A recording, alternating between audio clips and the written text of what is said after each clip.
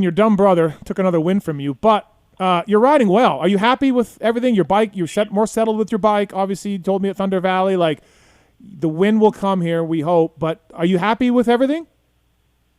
I am, mate. I'm extremely grateful for how hard the team's been working with us, and we've been putting a lot of time and hours into it. And, yeah, I'm happy. I'm really happy with the bike. And Thunder Valley was a step in the right direction last week. Finally got some just consistent laps of worrying about just going fast, doing my laps, not worrying about testing and all that sort of stuff, and it was good. It reflected good. Yeah. We're going to be, getting ready for Southwick here soon, so it's good. It's good. Looking to carry that momentum into this next four race stretch where last year, I kind of struggled a little with my head after the Redbud crash in the first moto at Millville and Washougal. So that's my goal this year, is to carry that on strong throughout this next 4-race stint. Just be really strong and challenge for the wins again. Hey, Hunter, let's skip. Listening to you talk about the progress you've made with your bike and a little bit of the first moto when you got to, kind of evaluate where you're at with the bike. Are you confident that some of the little adjustments you guys know what you need to do and what you're working on? Are you confident there? Yeah, mate, absolutely. That's one thing I can really confidently say is the quality of work myself and our team put in.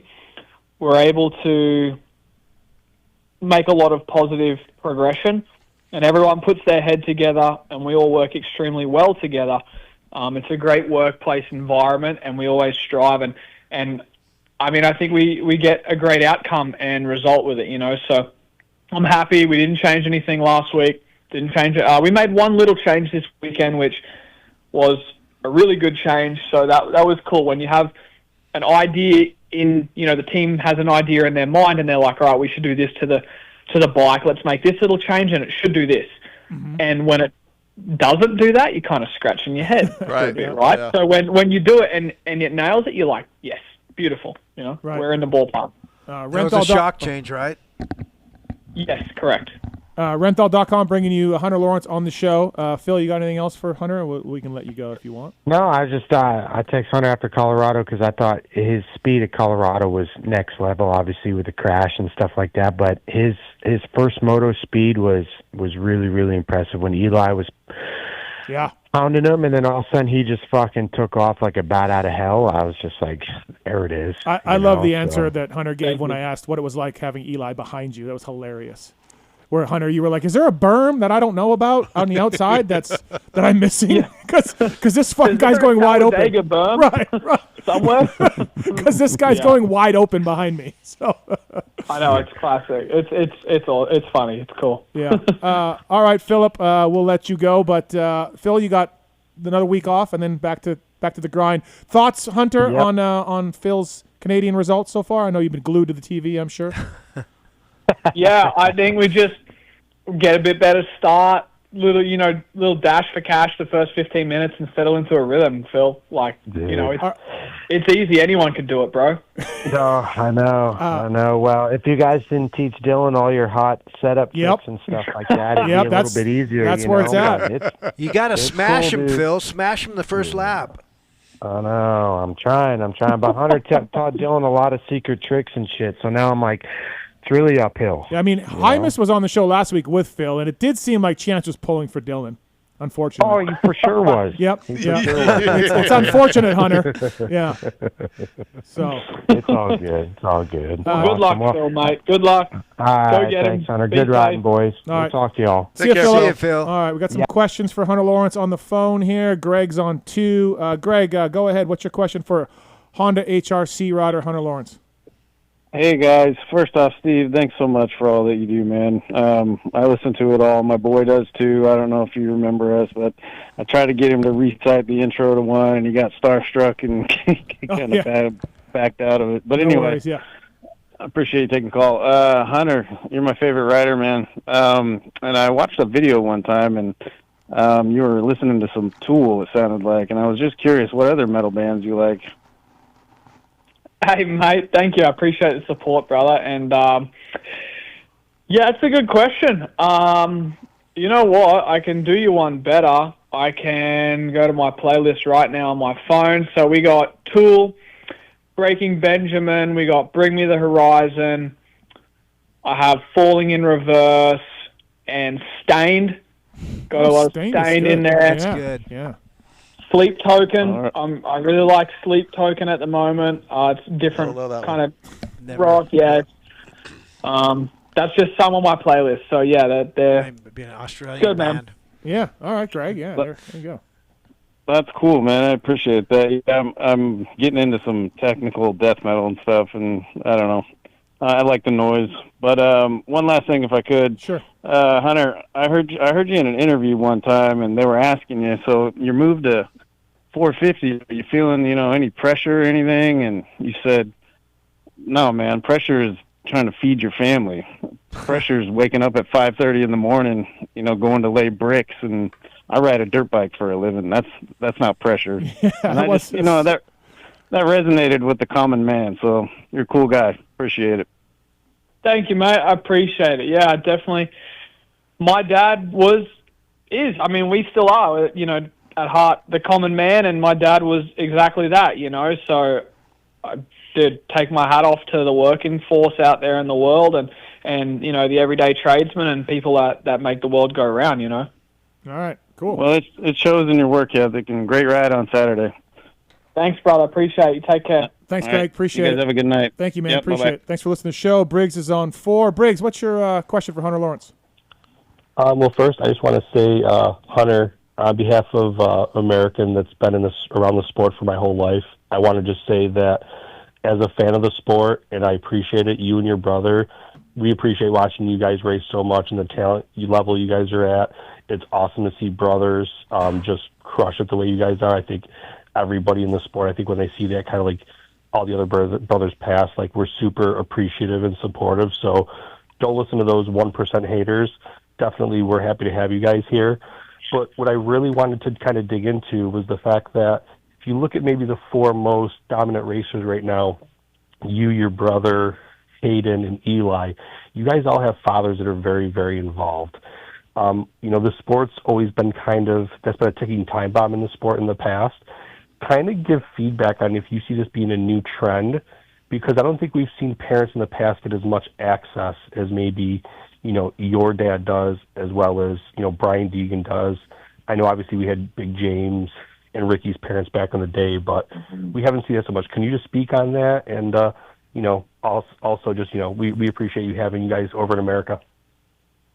Thank you, mate. Appreciate it. Really kind words. Thank you. We love it here, mate. We're living the American dream, and we're forever grateful for it.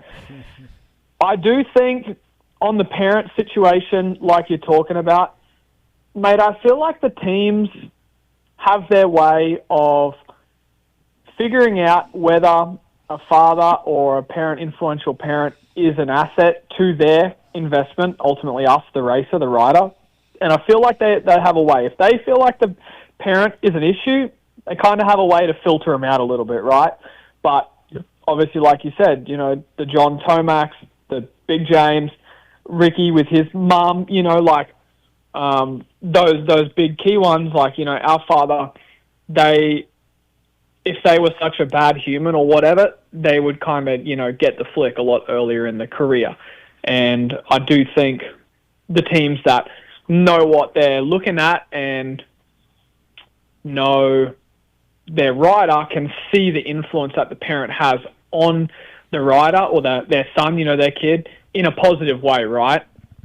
So I think that's probably the biggest thing. And I mean, our dad always just put everything into us, No one was going to watch us or coach us as closely and have eyes on us like a hawk, like our own father, So he picked up every detail and stuff like that. So he's still to this day one of our most valuable tools in the armor, in the toolbox, sorry. So that's kind of my outlook on it. Obviously, everyone has a different outlook on it, and people are like, they don't need their parent, or they don't need this guy. Like, dude, Malcolm, he's over 30, and Big James still comes to the races with him. So obviously, he's a great asset to Malcolm, and Malcolm knows that, So that's kind of my opinion. All right, Briggs. There you go. Awesome. No, I couldn't agree more. I think the one key thing you have against all those fathers is that I believe they're all brutally honest with their kid, where they don't sugarcoat them, they don't protect them. They kind of really just hit them with it. If they think their kid's shit, they'll tell them, hey, like, you're shit. If they tell them it's good. So, no, that's awesome, man. I'm glad you guys have the support. And once again, keep crushing it. We appreciate having you guys over here. Thank you, mate. Appreciate it, brother. Yeah, I definitely think Darren is not sugarcoating anything from what I know. So, yeah, he's yelling at well, you can't because you got a kid telling him, like, I want to be Ricky Carmichael, I want to be James Stewart, I want to be this, and they're screaming it till they're black and blue in the face, and it's like, all right, well, I'm going to do everything I can to help you get there, and if you sugarcoat stuff, I mean, Steve, the real world doesn't sugarcoat anything. Like, the real world is a smack in the jaw, Dude, it's brutal out there, so, No, absolutely. You can't, there's no reason to lie to anybody. Yeah. Not at this level. No. You're not going to get where Listen, you need to go. Even Lars has made a joke a few times. Like, he's like, listen, I think we let Darren do a lot, and maybe more than any other team has ever let a father do anything, factory team-wise. But it's because it works, and they've gained the trust over the years, right? But Lars has made the joke a few times, like, yeah, Darren does a lot, and some teams wouldn't let that happen. But when you look at the success of Honda HRC with the Lawrence brothers and even Chance, and you look at Seth Hammaker, who joined the Lawrence compound this year and became a new guy. There's a lot of proof there that whatever you guys are doing is working, Hunter. So. Yeah, I mean, I think why. I mean, I don't know. I don't know, dude. I feel like the same recipe doesn't work on different kids, right? Like, everyone's different. Dad knows Jett and Hunter the best out of anyone else on this planet, and he knows what information we need to hear to go out and do the best we need to do and perform at the highest level. Like Jett, I'm sure you have heard it so much in interviews. Jett was a different coaching approach to them what I was. Me, he could tell me what to do, really technical, break it down. Where Jett, he would go, hey, watch Hunter do this. Can you do that for me? Can you, it's better, and Jett would go, okay. And he would do it, right? Where if he tried to tell Jett, hey, I need you to do this, this, this, and this, Jett would just completely do the opposite thing, so. Right.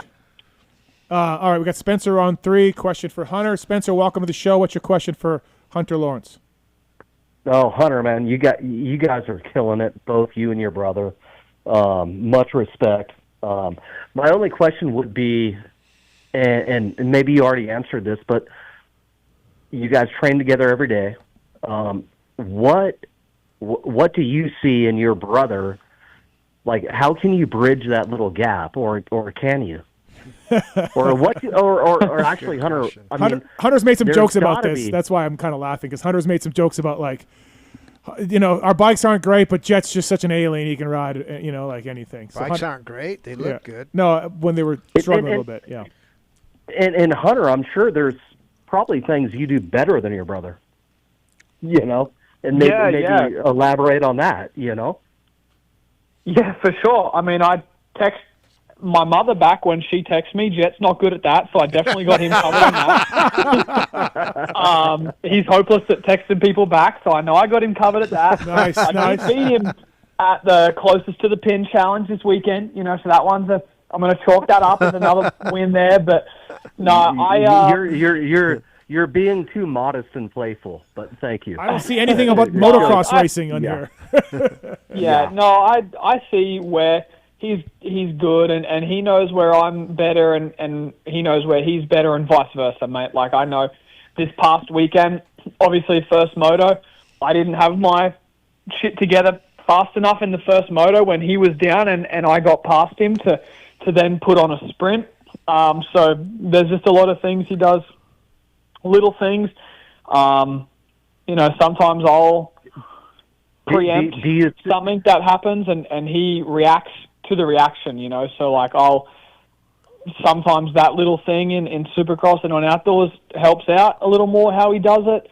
But, when I'm on, I have his speed, obviously, as we've seen, Thunder Valley first moto. This past weekend, I'm able to catch him. But He does a really good job at managing the moto. But, if I just keep starting up front and like second moto, if he, doesn't execute his start or something, then that just try to put him in that situation as much as I can. But obviously, I'm saying the same stuff that many other people have said before that have raced him, right? You don't think that's everyone else's plan to try and put him back in the pack? Yeah. So it's literally, I think, between us when I'm on and on par with him, it comes down to SMX last year, Moto 1 High Point. There's a bunch of other races that pop to mind, but we crossed the finish line like right behind each other. It's within a second, Yeah. Thanks, Spencer. Thanks for the call, man. Appreciate it. Thank you. Thank you, Hunter. Hunter Lawrence here, brought to you by Renthal, Renthal.com, Factory Honda, of course, Kawasaki, KTM, using Renthal products. Hunter, before we let you go here, we're talking about this possible whole shot challenge contest coming up at Washougal, and we're working on this. And it's unfortunate to hear that you're Team JT in all of this. I don't like to hear that. It's unfortunate. So. I have to be. He's a racer. You're a journalist saying Honda has a button. Obviously, I'm biased towards the racer. Okay. I know how much and how many hours and starts we have put in to be at the level we are of these starts. So I'm going to be honest. I want nothing more than for you to fail miserably at this because it suits my argument. Okay. And that's just plain and simple. Yeah, it's sad to hear this. And sad to hear it. Yep. Why would you be sad to hear it? It doesn't seem, Phil is the same way. Phil is Team JT. He thinks it's going to be a failure on my part. And it will be. JT has not ridden a dirt bike in 10 years. But he's still better than he doesn't ride at all. He doesn't ride at all. Yeah. He's going to have a production Honda with a start hook. I'm going to have a factory HRC bike with the buttons and the maps and the lights and everything. God, what's Hunter think about you being on his bike? Well, I don't know whose bike I'm riding. Yeah. Oh, you're not like, it's so finely tuned. Like the window of operation we have it in, like Steve, we've done thousands of starts. Our muscle memory, our window of error is so small because it's what it has to be at this level and perform those starts weekend in, weekend out. So I get it, but it's like So you don't think my 3 practice starts I'll be able to nail it? Steve, you could have 1,000 practice starts. Here's my analogy for you, right? Okay. You see Tiger Woods hit a 100-yard wedge shot into a green, right? And you're like, oh my gosh, it's just automatic. Dude, the club's incredible. If Tiger Woods gave you his bag of clubs or his wedge, his golf shoes, his golf ball, his glove, and his caddy, right? And you gave him a Walmart set of golf clubs, shit. Who are you going to bet to stick it closer to the pin?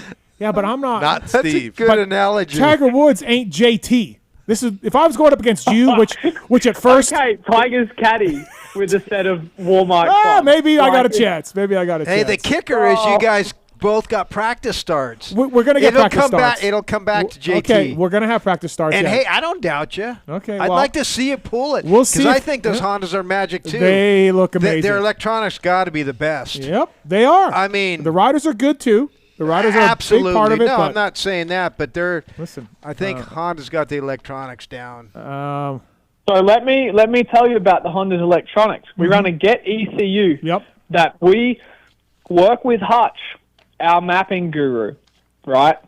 And we tell him what we want. Sure. And he's able to put it in.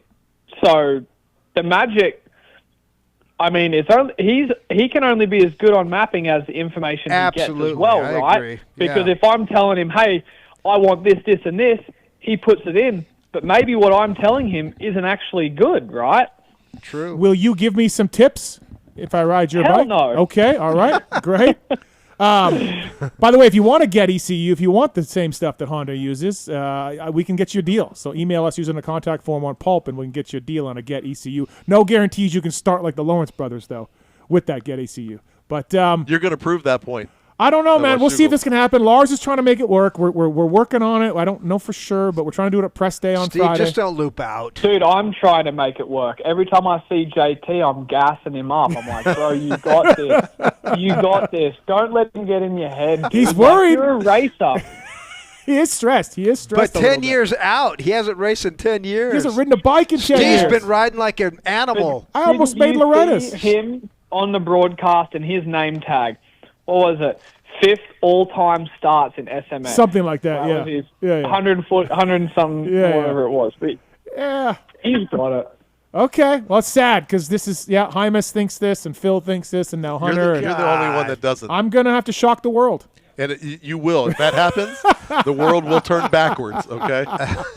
Oh, shit. I've seen guys that still ride to try to do a start on it, and it ain't as easy as you think, brother. All right. Well, Push listen. the button and go. Yeah, thank you. Thanks, Prelude. Thanks, Prelude. There you go. Hey, Hunter, thank you for the time tonight. I appreciate it. Good job this season. Let's get a win here soon. And you're riding great, man. Amen. So, yeah. Absolutely. Keep Right. hammering. Thank you. Thanks for the time, Hunter. Yeah, keep hammering on them. All right. See ya.